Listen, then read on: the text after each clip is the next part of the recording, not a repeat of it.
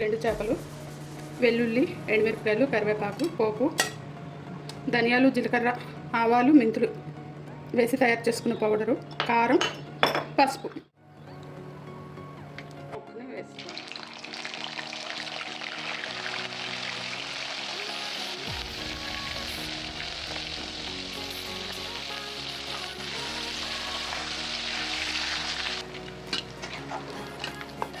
పోపు అండి, ఆవాలు, జీలకర్ర, ఎండుమిరపకాయలు, ఒక 4 ఎండుమిరపకాయలు అండి, వెల్లుల్లి, కరివేపాకు,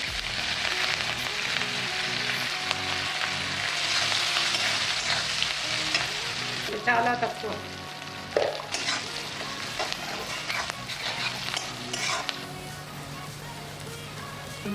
ఒక 2 స్పూన్లు, 2.5 స్పూన్లు వేసుకుందామండి కారం. మసాలా అండి పక్కన. ఇప్పుడు ఈ చేపల నీళ్ళు వేసుకుందాం.